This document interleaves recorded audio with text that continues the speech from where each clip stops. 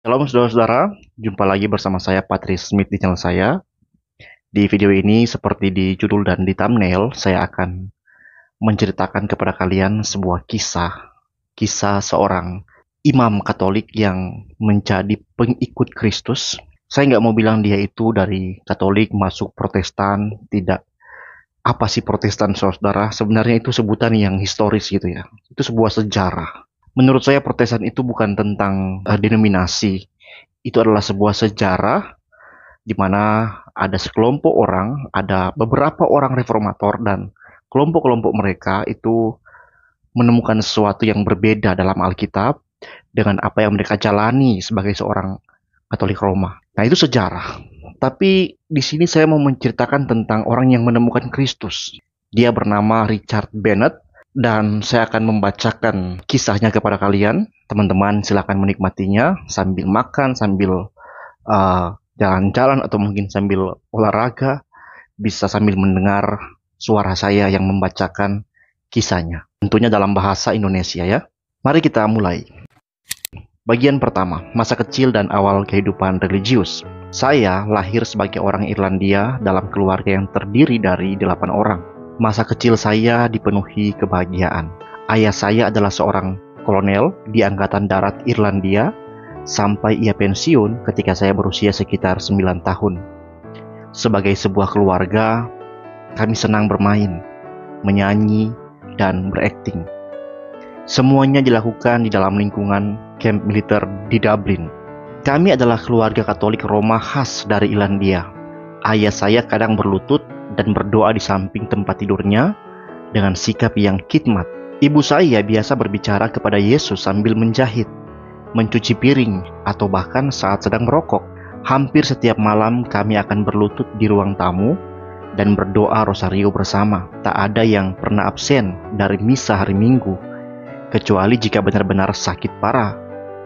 Pada usia 5 tahun atau 6 tahun, Yesus Kristus sudah menjadi pribadi yang sangat nyata bagi saya. Tetapi begitu juga Maria dan para santo santa. Saya sangat bisa memahami orang-orang dari negara-negara Katolik tradisional seperti di Eropa, serta saudara-saudara Hispanik dan Filipina yang menempatkan Yesus, Maria, Yosef, dan para santo lainnya dalam satu wadah iman yang sama. Katekismus ditanamkan dalam diri saya secara kuat di sekolah Jesuit Belvedere, tempat saya menjalani seluruh pendidikan dasar dan menengah. Seperti anak-anak lain yang belajar di bawah ajaran Jesuit, sebelum berusia 10 tahun, saya sudah mampu menghafal 5 alasan mengapa Allah itu ada dan mengapa Paus adalah kepala gereja, satu-satunya gereja yang benar. Mengeluarkan jiwa-jiwa dari api penyucian adalah hal yang sangat serius. Kata-kata yang sering dikutip seperti adalah pikiran yang kudus dan bermanfaat untuk mendoakan orang mati agar mereka dilepaskan dari dosa. Kami hafalkan meskipun kami tak memahami maknanya. Kami diajarkan bahwa Paus adalah orang yang paling penting di muka bumi ini. Apapun yang dikatakannya adalah hukum, dan para Jesuit adalah tangan kanannya. Meskipun misa dilangsungkan dalam bahasa Latin, saya tetap berusaha untuk menghadirinya setiap hari karena saya terpesona oleh suasana misterius yang menyelimutinya. Kami diajarkan bahwa ini adalah cara terbaik untuk menyenangkan Tuhan. Berdoa kepada para santo sangat dianjurkan, dan kami punya santo pelindung untuk hampir semua aspek kehidupan. Saya tidak terlalu mempraktikannya kecuali kepada Santo Antonius, pelindung barang yang hilang, karena saya sering merasa kehilangan banyak hal. Bagian 2, panggilan menjadi misionaris dan usaha mengusahakan keselamatan. Saat saya berusia 14 tahun, saya merasakan panggilan untuk menjadi seorang misionaris. Namun panggilan ini tidak terlalu memengaruhi cara saya menjalani hidup saat itu. Masa-masa antara usia 16 hingga 18 tahun adalah masa yang paling membahagiakan dan memuaskan dalam kehidupan remaja saya. Dalam periode itu, saya cukup berhasil baik secara akademis maupun dalam bidang olahraga. Saya sering harus mengantar ibu saya ke rumah sakit untuk menjalani perawatan. Saat menunggu beliau, saya menemukan kutipan ayat dari Markus 10 ayat 29-30 dalam sebuah buku. Kata Yesus, "Aku berkata kepadamu, sesungguhnya setiap orang yang karena aku dan karena Injil meninggalkan rumah, saudara-saudari, ibu bapak, anak atau ladang, akan menerima kembali 100 kali lipat pada masa ini juga. Rumah, saudara-saudari, ibu anak, dan ladang, sekalipun disertai penganiayaan. Dan pada zaman yang akan datang ia akan menerima hidup yang kekal." Tanpa memahami pesan keselamatan yang sejati, saya menyimpulkan bahwa saya memang memiliki panggilan untuk menjadi seorang misionaris, berusaha mencapai keselamatan. Pada tahun 1956, saya meninggalkan keluarga dan teman-teman saya untuk bergabung dengan Ordo Dominikan. Selama 8 tahun, saya mempelajari bagaimana menjadi seorang biarawan, mengenal tradisi gereja, filsafat, teologi Thomas Aquinas, serta sebagian isi Alkitab dari sudut pandang Katolik. Apapun bentuk iman pribadi yang saya miliki, ini telah dilembagakan dan diritualkan dalam sistem religius Dominikan. Ketaatan terhadap hukum, baik hukum gereja maupun hukum dalam Ordo Dominikan, diajarkan sebagai jalan menuju kekudusan. Saya sering berdiskusi dengan Ambrose Davi, pembimbing mahasiswa kami, tentang bagaimana hukum dapat menjadi jalan menuju kekudusan. Selain ingin menjadi kudus, saya juga ingin memastikan keselamatan kekal saya. Saya menghafal bagian dari ajaran Paus Pius yang ke-12 yang mengatakan bahwa keselamatan banyak jiwa tergantung pada doa dan pengorbanan tubuh mistik Kristus yang dipersembahkan untuk maksud tersebut. Gagasan bahwa keselamatan bisa diperoleh melalui penderitaan dan doa ini juga merupakan inti pesan dari penampakan Maria di Fatima dan Lourdes. Maka saya berusaha mendapatkan keselamatan saya sendiri dan juga keselamatan orang lain melalui penderitaan dan doa. Di biara Dominikan di Talak, Dublin, saya melakukan banyak tindakan yang berat untuk menyelamatkan jiwa, seperti mandi air dingin dan di tengah musim dingin dan mencambuk punggung saya dengan rantai baja kecil.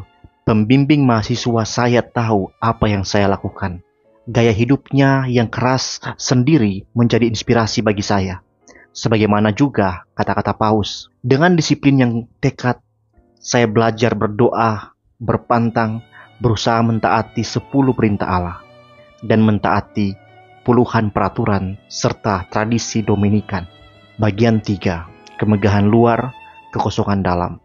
Pada tahun 1963, pada usia 25, saya ditabiskan menjadi imam Katolik Roma. Setelah itu, saya melanjutkan studi saya tentang teologi Thomas Aquinas di Universitas Anglicum di Roma. Namun, di sanalah saya mulai mengalami benturan yang besar antara kemegahan lahiriah dan kekosongan batin. Selama bertahun-tahun, saya telah membayangkan takhta suci dan kota kudus Roma berdasarkan gambar dan buku-buku. Tapi kenyataannya sangat berbeda. Apakah ini kota yang sama seperti dalam imajinasi saya? Di Universitas Anglicum, saya juga dikejutkan oleh kenyataan bahwa ratusan mahasiswa yang menghadiri kelas pagi tidak tampak tertarik pada teologi. Saya melihat majalah Time dan Newsweek dibaca saat kuliah berlangsung. Mereka yang tertarik dengan materi kuliah tampaknya hanya ingin mendapatkan gelar atau posisi dalam gereja Katolik di negara asal mereka, bukan karena cinta akan kebenaran. Suatu hari saya berjalan-jalan ke Kolosium agar kaki saya bisa menapaki tanah yang telah dibasahi darah para martir Kristen. Saya melangkah ke arena di Forum Romawi dan mencoba membayangkan pria dan wanita yang mengenal Kristus begitu dalam, hingga mereka rela dibakar hidup-hidup atau dimangsa binatang buas karena kasih Kristus yang menguasai mereka. Namun, sukacita dalam merenungkan iman para martir itu segera rusak. Saat saya naik bus kembali, sekelompok pemuda menghina saya dengan kata-kata kasar, seperti sampah atau kotoran. Saya sadar bahwa ejekan itu bukan karena saya mewakili Kristus seperti para martir dahulu, tetapi karena saya terlihat mewakili sistem Katolik Roma. Saya cepat-cepat mengabaikan pikiran itu. Namun, bayangan tentang kemuliaan Roma masa kini yang selama ini saya pegang, kini terasa hampa dan tidak relevan. Menolak gelar demi panggilan. Tidak lama setelah kejadian itu, saya menghabiskan 2 jam berdoa di depan altar utama di gereja San Clemente, mengingat kembali panggilan masa muda saya untuk menjadi misionaris dan janji 100 kali lipat dalam Markus 10 ayat 29-30. Saya memutuskan untuk tidak melanjutkan gelar teologi yang selama ini menjadi ambisi saya sejak awal mempelajari Aquinas. Itu keputusan besar, tapi setelah doa yang panjang, saya yakin itulah keputusan yang benar. Namun, dosen pembimbing saya menolak menerima keputusan saya. Untuk mempermudah proses, ia bahkan menawarkan skripsi yang sudah ditulis beberapa tahun sebelumnya. Katanya, saya bisa menggunakannya sebagai milik saya sendiri, asalkan bersedia menjalani ujian lisan. Mendengar itu, perut saya mual. Tawaran itu terasa sama menjijikannya seperti yang saya lihat beberapa minggu sebelumnya di taman kota. Para wanita tunasusila elegan berlenggak-lenggok dengan sepatu bot kulit hitam mereka. Apa yang ditawarkan dosen saya sama kotornya secara moral. Saya menolak. Saya menyelesaikan pendidikan saya di tingkat akademik biasa tanpa gelar. Bagian 4. Penugasan ke Trinidad dan awal pergumulan batin. Sekembalinya dari Roma, saya menerima surat resmi bahwa saya ditugaskan mengikuti kursus 3 tahun di Universitas Cork. Saya berdoa dengan sungguh-sungguh mengenai panggilan misioner saya. Tetapi secara mengejutkan, pada akhir Agustus 1964, saya menerima perintah baru. Saya dikirim sebagai misionaris ke Trinidad, Karibia Barat. Pada 1 Oktober 1964, saya tiba di Trinidad. Selama 7 tahun, saya menjadi seorang imam yang dianggap sukses menurut standar Katolik Roma. Saya menjalankan semua tugas saya dengan baik dan berhasil mengajak banyak orang menghadiri misa. Pada tahun 1972, saya mulai terlibat aktif dalam gerakan karismatik Katolik. Kemudian, dalam sebuah pertemuan doa pada 16 Maret tahun itu, saya mengucap syukur kepada Tuhan karena saya merasa sudah menjadi imam yang baik. Lalu saya berdoa, Tuhan, jika Engkau menghendakinya, rendahkanlah aku agar aku bisa menjadi lebih baik lagi. Malam itu juga saya mengalami kecelakaan aneh. Bagian belakang kepala saya terbelah dan tulang belakang saya mengalami luka di beberapa tempat. Tanpa kejadian yang nyaris merenggut nyawa itu, saya ragu saya akan pernah keluar dari kepuasan rohani palsu saya. Doa-doa hafalan yang biasa saya ucapkan menjadi terasa hampa saat saya menangis dalam kesakitan. Dalam penderitaan, selama minggu-minggu setelah kecelakaan, saya mulai menemukan penghiburan dalam doa pribadi yang langsung kepada Tuhan. Mulai meragukan tradisi, beralih ke Alkitab. Saya berhenti mengucapkan brevir, doa resmi harian untuk para rohaniawan Katolik, dan juga rosario. Sebagai gantinya, saya mulai berdoa dengan menggunakan potongan-potongan dari Alkitab sendiri. Namun, ini adalah proses yang sangat lambat. Saya tidak tahu bagaimana menelusuri isi Alkitab, dan pelatihan saya selama bertahun-tahun justru lebih banyak mengajarkan saya untuk tidak mempercayai Alkitab daripada mempercayainya. Pendidikan saya dalam bidang filsafat dan teologi Thomas Aquinas justru membuat saya tidak berdaya. Memasuki Alkitab untuk menemukan Tuhan terasa seperti masuk ke hutan lebat yang gelap tanpa peta. Ketika saya ditempatkan di paroki baru pada akhir tahun itu, saya ditugaskan bekerja bersama seorang imam Dominikan yang telah menjadi seperti saudara bagi saya selama bertahun-tahun. Selama lebih dari 2 tahun kami bekerja berdampingan dengan penuh hati mencari Tuhan semampu kami di paroki Pointe a Piere. Kami membaca, belajar, berdoa, dan menerapkan ajaran gereja. Kami membangun komunitas-komunitas di Gasparillo, Claxton Bay, dan Marabella, beberapa desa utama di wilayah itu. Dalam arti religius Katolik, kami dianggap sangat berhasil. Banyak orang menghadiri misa, dan katekismus diajarkan di banyak sekolah, termasuk sekolah negeri. Namun, pencarian pribadi saya terhadap Alkitab terus berlanjut. hal itu belum terlalu mempengaruhi pelayanan kami saat itu. Tetapi perlahan-lahan saya menyadari betapa sedikitnya saya benar-benar mengenal Tuhan dan firman-Nya. Pada masa inilah Filipi 3 ayat 10 menjadi seruan bagi saya. Yang ku kehendaki ialah mengenal Dia dan kuasa kebangkitannya. Bagian 5, perjumpaan dengan Injil sejati dan pengertian tentang salib Kristus. Pada masa itu, gerakan karismatik Katolik terus berkembang dan kami mulai memperkenalkannya ke hampir semua desa tempat kami melayani. Karena gerakan itu, beberapa orang Kristen datang dari Kanada ke Trinidad untuk berbagi bersama kami. Saya banyak belajar dari pesan-pesan mereka, terutama mengenai doa untuk kesembuhan. Meskipun pesan mereka sangat berorientasi pada pengalaman, pengaruhnya sangat besar karena mendorong saya untuk menyelami Alkitab sebagai satu-satunya sumber otoritas. Saya mulai membandingkan ayat dengan ayat, bahkan mulai mengutip pasal dan ayat secara langsung.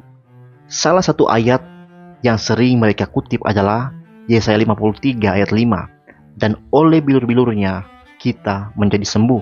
Tetapi ketika saya mempelajari Yesaya 53 lebih dalam, saya menemukan bahwa Alkitab menghadapi masalah dosa melalui jalan penggantian atau substitusi. Kristus mati menggantikan saya. Maka saya sadar adalah kesalahan besar jika saya berusaha membayar atau bekerja sama dalam menebus dosa saya sendiri. Roma 11 ayat 6 mengatakan, tetapi jika karena kasih karunia, maka bukan lagi karena perbuatan. Sebab jika tidak demikian, maka kasih karunia itu bukan lagi kasih karunia. Kita sekalian sesat seperti domba. Masing-masing kita mengambil jalannya sendiri. Tetapi Tuhan telah menimpakan kepadanya kejahatan kita sekalian. Yesaya 53 ayat 6. Kesadaran dosa dan kebutuhan akan pembenaran. Satu dosa pribadi saya yang menonjol adalah mudah kesal terhadap orang lain, bahkan sampai marah. Saya sering meminta pengampunan atas dosa-dosa saya. Tetapi saya belum menyadari bahwa saya adalah seorang pendosa secara kodrati. Karena kita semua mewarisi sifat dosa dari Adam. Kebenaran Alkitab berbicara tegas. Tidak ada yang benar, seorang pun tidak. Roma 3 ayat 10. Karena semua orang telah berbuat dosa dan telah kehilangan kemuliaan Allah. Roma 3 ayat 23. Namun, Gereja Katolik telah mengajarkan saya bahwa kerusakan manusia yang disebut dosa asal telah dibersihkan lewat baptisan bayi. Di kepala saya masih meyakini hal itu. Tapi di dalam hati, saya tahu bahwa Kristus belum mengalahkan sifat rusak saya. Saya terus berdoa seperti dalam Filipi 3 ayat 10. Yang ku kehendaki ialah mengenal Dia dan kuasa kebangkitannya. Saya mulai menyadari bahwa hanya kuasa kebangkitan Kristuslah yang mampu membuat saya menjalani hidup Kristen dengan benar. Saya menempelkan ayat itu di dashboard mobil saya dan di beberapa tempat lain. Itu menjadi doa sekaligus motivasi hati saya, dan Tuhan yang setia mulai menjawabnya. Bagian 6. Menemukan otoritas Alkitab dan ditegur hierarki Katolik. Hal pertama yang saya sadari dalam proses ini adalah bahwa firman Allah dalam Alkitab bersifat mutlak dan tanpa kesalahan. Sebelumnya, saya diajarkan bahwa kebenaran Alkitab itu relatif dan bahwa banyak isinya harus dipertanyakan atau ditafsirkan ulang menurut tradisi gereja. Tapi kini saya mulai mengerti bahwa Alkitab dapat dipercaya sepenuhnya. Dengan bantuan Strong's Concordance, saya mulai mempelajari apa yang Alkitab katakan tentang dirinya sendiri. Saya menemukan bahwa Alkitab menyatakan dirinya berasal dari Allah dan bersifat mutlak dalam semua yang diajarkannya, baik dalam sejarah, janji-janji Allah, nubuat-nubuat, perintah moral, maupun tuntunan hidup Kristen. Seperti yang dikatakan dalam 2 Timotius 3 ayat 16-17. Segala tulisan yang diilhamkan Allah memang bermanfaat untuk mengajar, untuk menyatakan kesalahan, untuk memperbaiki kelakuan, dan untuk mendidik orang dalam kebenaran. Dengan demikian, tiap-tiap manusia kepunyaan Allah diperlengkapi untuk setiap perbuatan baik. Penemuan penting ini saya alami saat sedang mengunjungi Vancouver, Kanada, dan Seattle, Amerika Serikat.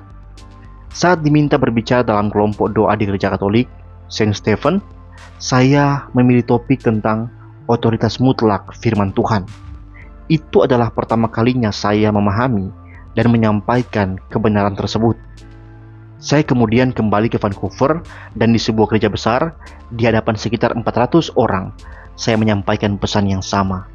Dengan Alkitab di tangan saya berkata, otoritas tertinggi dan final dalam semua hal iman dan moral adalah Alkitab, firman Tuhan sendiri.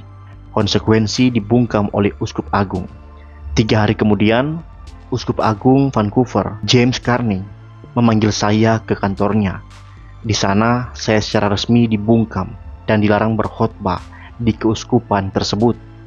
Saya diberitahu bahwa hukuman saya akan lebih berat jika bukan karena surat rekomendasi yang saya bawa dari Uskup Agung saya sendiri, Magister Anthony Pantin. Tak lama setelah itu, saya kembali ke Trinidad. Bagian 7, dilema antara gereja dan Alkitab dan kematian sang mentor. Saat saya kembali ke paroki Pointe a Pierre sebagai pastor paroki, saya mendapati bahwa Ambrose Davi, mantan pembimbing mahasiswa saya yang dulu sangat ketat, ditugaskan untuk membantu saya. Situasi telah berbalik. Setelah beberapa kesulitan awal, kami menjadi sangat dekat sebagai sahabat dan rekan pelayanan. Saya mulai membagikan pergumulan dan penemuan saya kepadanya. Ia mendengarkan dengan penuh minat dan ingin tahu apa yang mendorong perubahan dalam diri saya. Dalam benak saya, Ambrose adalah harapan. Dia bisa menjadi jembatan bagi saya untuk menjangkau saudara-saudara Dominikan saya, bahkan juga kalangan di rumah Uskup Agung. Namun secara mendadak, Ambrose wafat karena serangan jantung. Saya sangat terpukul. Dalam benak saya, Ambrose adalah orang yang mungkin bisa menjelaskan dilema besar yang sedang saya hadapi antara otoritas Alkitab dan otoritas gereja. Saya menyampaikan khotbah dalam misa pemakamannya dan kesedihan saya sangat mendalam. Saya merasa kehilangan bukan hanya seorang sahabat, tetapi juga satu-satunya orang yang mungkin bisa membantu saya menjelaskan krisis batin saya kepada para imam dan pemimpin di sekitar saya. Penyadaran lebih dalam, saya seorang pendosa. Saya terus mendoakan Filipi 3 ayat 10 itu. Yang kukehendaki ialah mengenal Dia dan kuasa kebangkitannya. Tetapi untuk benar-benar mengenal Dia, saya harus terlebih dahulu mengenal diri saya sebagai orang berdosa. Melalui pertama Timotius 2 ayat 5, saya mulai menyadari bahwa peran saya sebagai imam, sebagai perantara antara Allah dan manusia, adalah keliru secara Alkitab. Alkitab berkata, karena Allah itu esa, dan esa pula Dia yang menjadi pengantara antara Allah dan manusia, yaitu manusia Kristus Yesus. Pertama Timotius 2 ayat 5. Saya menikmati posisi saya sebagai imam yang dihormati. Dalam beberapa hal, saya didewakan oleh umat. Saya pun membenarkan diri saya. Toh ini ajaran gereja terbesar di dunia. Siapa saya sehingga bisa mempertanyakannya? Namun konflik batin itu terus-menerus menggerogoti saya. Saya mulai melihat bahwa pemujaan terhadap Maria, para santo, dan bahkan para imam adalah bentuk penyembahan yang salah. Saya mulai siap melepaskan Maria dan para santo sebagai perantara. Tapi satu hal yang masih sangat sulit untuk saya lepaskan adalah keimamatan. Karena di dalamnya saya telah menginvestasikan seluruh hidup saya.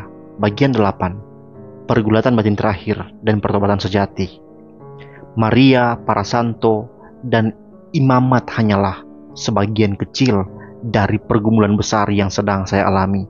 Pertanyaannya semakin tajam. Siapa yang benar-benar menjadi Tuhan dalam hidup saya? Yesus Kristus sebagaimana tertulis dalam firman-Nya atau gereja Roma?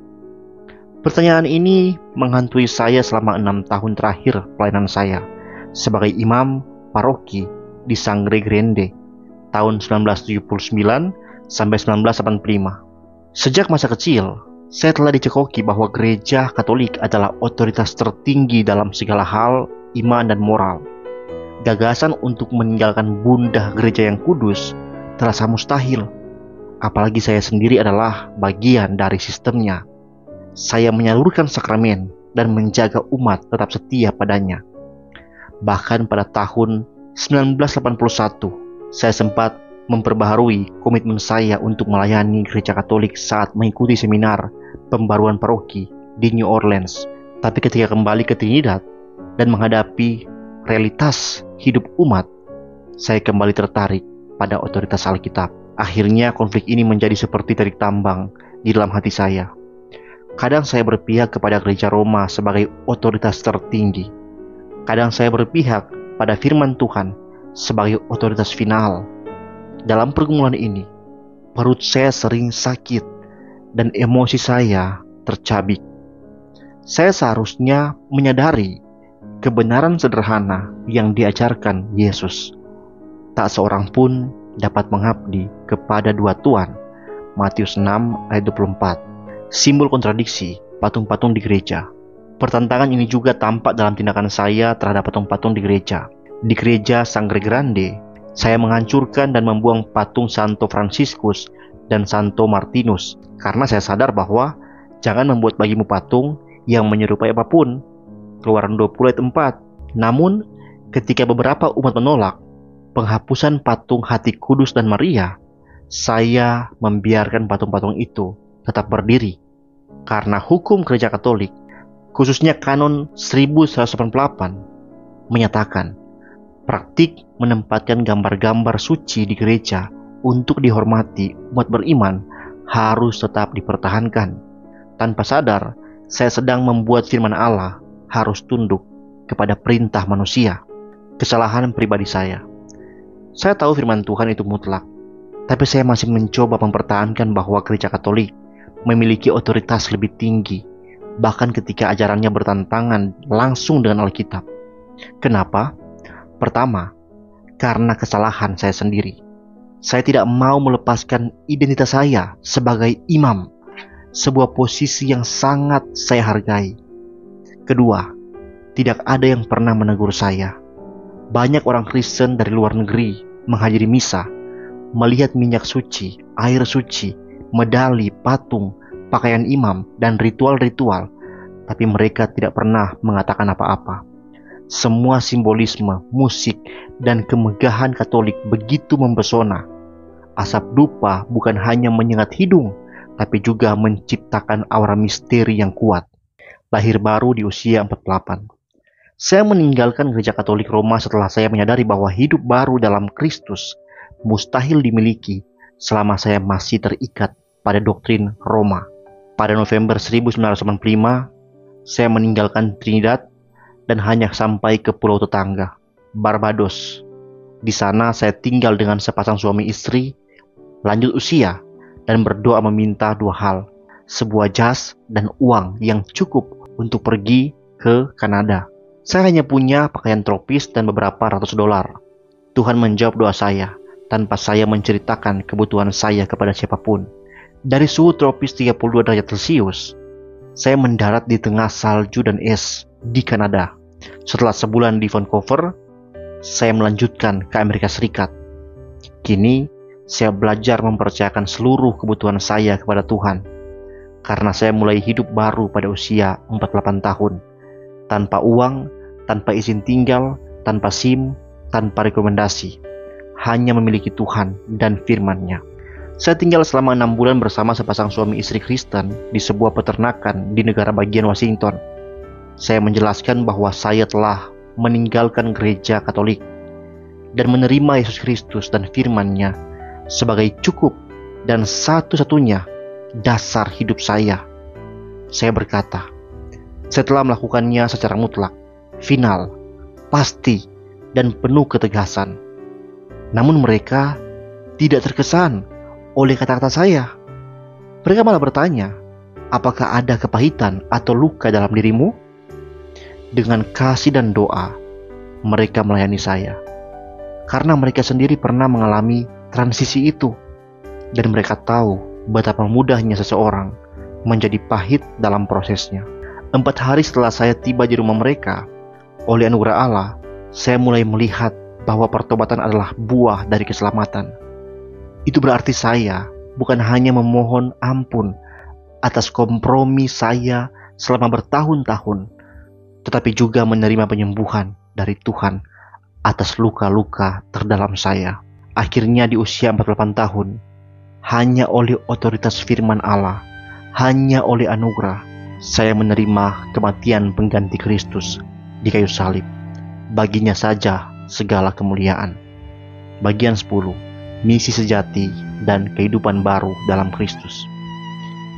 Setelah dipulihkan secara fisik dan rohani oleh pasangan Kristen yang sangat memberkati hidup saya, Tuhan memberikan saya seorang istri, Lynn, seorang perempuan yang lahir baru dalam iman, berkepribadian lembut dan cerdas secara intelektual. Bersama Lynn, kami pindah ke Atlanta, Georgia, di mana kami berdua mendapatkan pekerjaan, seorang misionaris sejati dan pesan sejati. Pada bulan September 1988, kami meninggalkan Atlanta untuk menjalani panggilan sebagai misionaris ke Asia. Tahun itu menjadi tahun yang penuh buah dalam pelayanan kepada Tuhan. Sesuatu yang sebelumnya tak pernah saya bayangkan mungkin terjadi. Pria dan wanita datang untuk mengenal otoritas Alkitab dan kuasa kematian serta kebangkitan Kristus. Saya benar-benar terheran-heran melihat betapa efektifnya kasih karunia Allah bekerja ketika hanya Alkitab yang digunakan untuk memperkenalkan Yesus Kristus. Ini sangat kontras dengan jaring-jaring tradisi gerejawi yang membelenggu saya selama 21 tahun menjadi misionaris Katolik di Trinidad, 21 tahun tanpa pesan sejati untuk menjelaskan kehidupan berkelimpahan yang sekarang saya alami. Tidak ada kata yang lebih tepat daripada firman ini. Demikianlah sekarang tidak ada penghukuman bagi mereka yang ada di dalam Kristus Yesus, yang tidak hidup menurut daging, tetapi menurut roh. Karena hukum roh, yaitu hidup yang ada di dalam Kristus Yesus, telah memerdekakan engkau dari hukum dosa dan hukum maut. Roma 8 ayat pertama sampai 2. Bukan hanya saya telah dimerdekakan dari sistem Katolik Roma, tapi saya juga telah menjadi ciptaan baru di dalam Kristus. Semua ini hanya karena kasih karunia Allah, bukan karena perbuatan saya. Saya telah berpindah dari perbuatan mati menuju hidup yang baru. Bagian 11, kesaksian tentang Injil kasih karunia dan seruan bagi mereka yang terjebak dalam tradisi.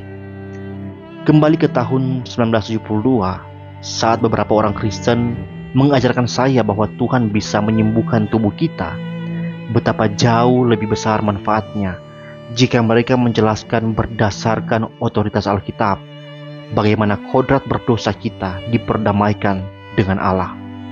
Alkitab dengan jelas menunjukkan bahwa Yesus menggantikan kita di kayu salib. Saya tidak dapat mengungkapkannya lebih baik daripada yang tertulis dalam Yesaya 53 ayat 5. Tetapi dia tertikam oleh karena pemberontakan kita, dia diremukkan oleh karena kejahatan kita. Ganjaran yang mendatangkan keselamatan bagi kita ditimpakan kepadanya, dan oleh bilur-bilurnya kita menjadi sembuh. Ayat ini menunjukkan bahwa Kristus menanggung hukuman yang seharusnya saya derita karena dosa saya. Di hadapan Bapa, saya percaya kepada Yesus sebagai pengganti saya. Ayat itu ditulis 750 tahun sebelum penyaliban Tuhan kita. Tidak lama setelah pengorbanan di salib, Alkitab menyatakan, pertama Petrus 2 ayat 24, Ia sendiri telah memikul dosa kita di dalam tubuhnya di kayu salib, supaya kita yang telah mati terhadap dosa hidup untuk kebenaran. Oleh bilur-bilunya kamu telah sembuh. Karena kita mewarisi dosa Adam, kita semua telah berdosa dan kehilangan kemuliaan Allah. Bagaimana kita bisa berdiri di hadapan Allah yang kudus kecuali jika kita datang dalam Kristus dan mengakui bahwa Dialah yang mati menggantikan kita. Allah memberikan iman yang menyelamatkan dan menjadikan kelahiran baru itu mungkin, sehingga kita bisa mengakui Kristus sebagai pengganti kita. Ia membayar harga untuk dosa kita, meskipun Ia sendiri tidak berdosa, namun Ia disalibkan. Inilah Injil yang sejati. Apakah iman cukup?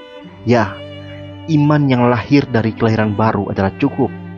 Iman itu yang berasal dari Allah akan menghasilkan perbuatan baik, termasuk pertobatan sejati.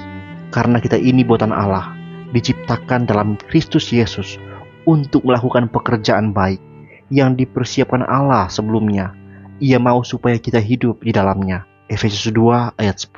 Dalam pertobatan, kita menanggalkan gaya hidup lama dan dosa-dosa kita yang dahulu melalui kekuatan dari Allah. Itu tidak berarti kita tidak akan pernah berdosa lagi, tetapi status kita di hadapan Allah telah berubah. Kita kini disebut sebagai anak-anak Allah, dan memang demikianlah adanya. Pertama Yohanes 3 ayat 1. Jika kita jatuh dalam dosa, itu bukan berarti kita kehilangan keselamatan, tetapi berarti ada masalah dalam relasi dengan Bapa yang bisa dipulihkan karena posisi kita sebagai anak Allah tidak dapat dibatalkan. Ibrani 10 ayat 10. Dan karena kehendaknya inilah kita telah dikuduskan satu kali untuk selama-lamanya oleh persembahan tubuh Yesus Kristus. Karya Kristus di kayu salib sudah selesai dan sempurna. Ketika Anda percaya sepenuhnya hanya kepada karyanya yang selesai, maka kehidupan baru yang dilahirkan oleh Roh Kudus akan menjadi milik Anda. Anda akan lahir baru. Bagian 12. Pelayanan saat ini dan pesan terakhir untuk saudara Katolik. Pelayanan saya sekarang adalah pekerjaan baik yang Tuhan telah siapkan bagi saya sebagai seorang penginjil di wilayah Pasifik Barat Laut Amerika Serikat. Seperti Paulus yang berkata tentang bangsa Yahudi, saya juga bisa berkata tentang saudara-saudara saya Katolik Roma yang terkasih. Keinginan hatiku dan doaku kepada Allah ialah supaya mereka diselamatkan. Saya bisa memberi kesaksian bahwa mereka penuh semangat bagi Allah. Tetapi semangat itu tidak berdasarkan pada firman-Nya, melainkan pada tradisi gereja.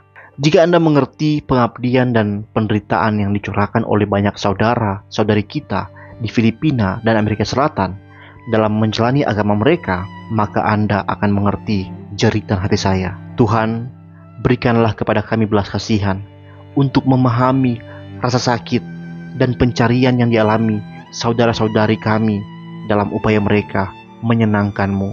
Biarlah dari pemahaman itu timbul keinginan yang tulus untuk memperkenalkan mereka pada kabar baik tentang karya Kristus yang telah selesai di salib. Mengapa saya membagikan kesaksian ini? Saya membagikan kebenaran ini agar Anda mengenal jalan keselamatan Allah. Kesalahan dasar kami sebagai orang Katolik dahulu adalah keyakinan bahwa kami bisa merespon anugerah Allah dengan kekuatan kami sendiri, agar kami dapat diterima olehnya.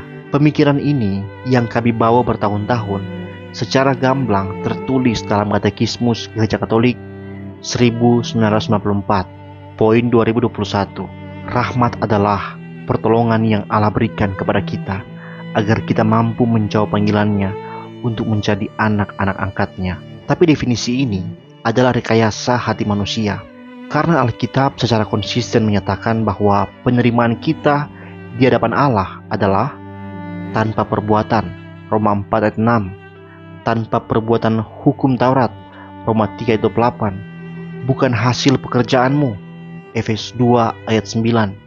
Itu adalah pemberian Allah, Efesus 2 ayat 8. Mencoba menjadikan respon manusia sebagai bagian dari dasar keselamatan atau memandang anugerah hanya sebagai bantuan adalah menolak kebenaran Injil. Roma 11 ayat 6. Tetapi jika karena kasih karunia, maka bukan lagi karena perbuatan. Sebab jika tidak demikian, maka kasih karunia bukan lagi kasih karunia.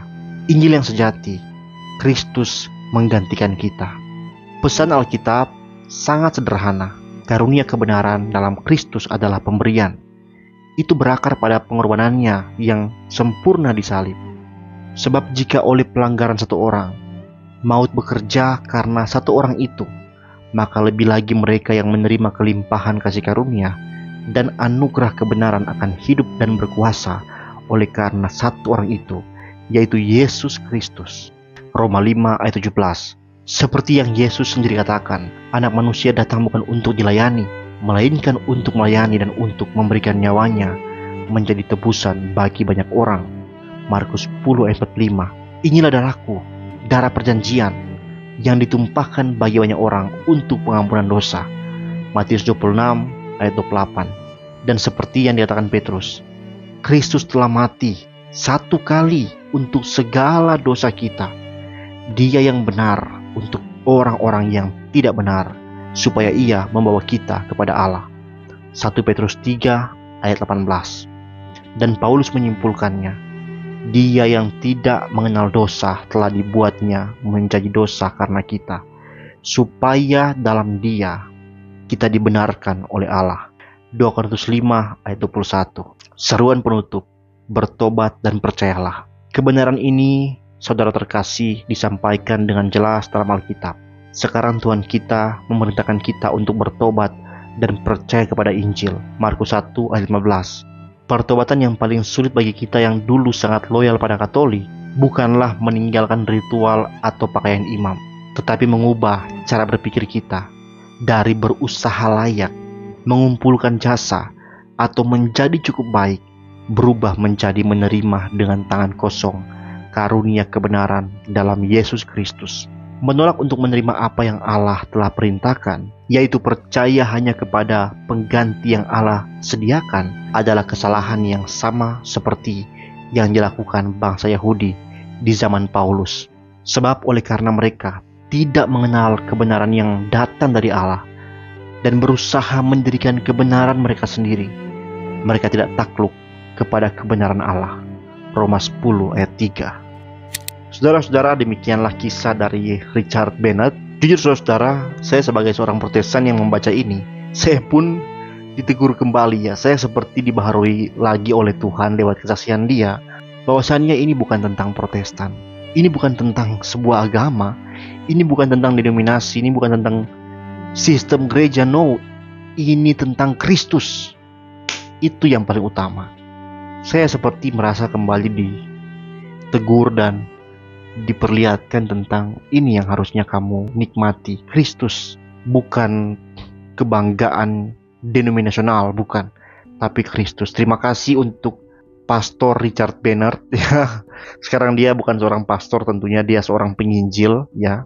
Tapi saya sangat bersyukur, berterima kasih untuk Pak Richard karena mau membagikan kesaksian ini untuk dunia. Teman-teman, saya percaya kalian yang menikmati kisahnya juga diberkati, bahwa ini bukan tentang denominasi, ini bukan tentang Protestan, ini tentang Kristus. Siapa yang mau terima Kristus, dia nggak akan menyesal. Karena hanya di dalam iman kita kepada dia, Allah membenarkan kita cuma-cuma oleh kasih karunia. Cuma-cuma. Dan kita yang menerima kasih karunia, hati kita yang kudus, yang dibaharui Roh Kudus, tidak akan menggunakan kebebasan itu sebagai kesempatan untuk berbuat kejahatan lagi, tapi kita dipanggil untuk hidup dalam syukur yang nyata lewat perbuatan-perbuatan kita yang baik. Perbuatan bukan lagi usaha untuk selamat, masuk gereja, memberi persembahan, mengikuti perjamuan kudus, bukan lagi usaha-usaha yang kita bangun untuk mendapatkan keselamatan, bukan saudara-saudara. Semua itu kini menjadi bentuk ucapan syukur yang kita lakukan dengan sukacita. Saudara-saudara, terima kasih telah menonton. Sampai jumpa di video berikutnya. Tuhan memberkati.